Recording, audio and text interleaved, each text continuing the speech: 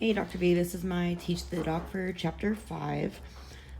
So for the first problem, we were doing it based off of example 5.11 and 5.12, which is determining which of the following reactions have the same change in enthalpy reaction and change in of enthalpy formation.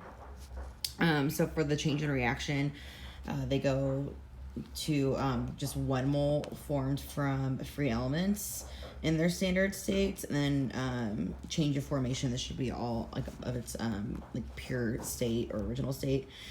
So going over here, that automatically knocked A off because it ended up with 2 moles, which is more than 1. C only had 1 mole as the product, but the hydrogen sulfur was not pure, so that only left us with B, which had its original pure state atom or products or reactants. I'm sorry, geez. And then it ended up with 1 mole of the ammonia. So good there. And then calculating the change in enthalpy reaction was using Hess's law, which said that the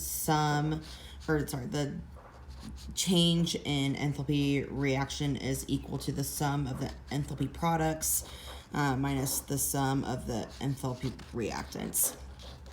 So using Appendix G in the online text, we got the numbers from there. So the CH410 was negative 126 multiplied by 2 is negative 252. Oxygen gas, it has an enthalpy of 0, so that is there in its standard state. Took 8 times negative 3.51, which gave us the negative 3,148.08. And then for the H2O, took 10 times negative 241.82. So the sum of the products was equal to negative 5,566, and then the sum of the reactants were negative 252, so that gave us negative 5,314.8, which ended up rounding to negative 5,315 kilojoules. And then on the bottom, same thing here. The only thing that I couldn't get was the exact answer here. My numbers kept going to 1,170 or negative 1,170 versus the negative 1,166. So yeah, there's that math there. Those numbers were all from Appendix G. Yeah, so there was that.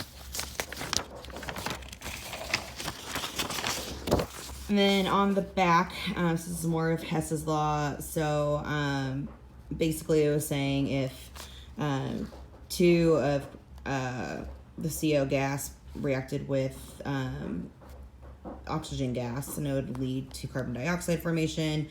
And then basically it said that if you multiplied those coefficients by 3, then that would be that formation or that equation. So we just took the enthalpy and then just multiplied it by 3, because that's what the first equation was a multiplant of for the second part.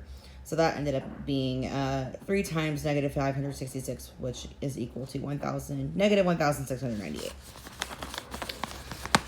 And then down here, I used the PowerPoint that was another Hess's law.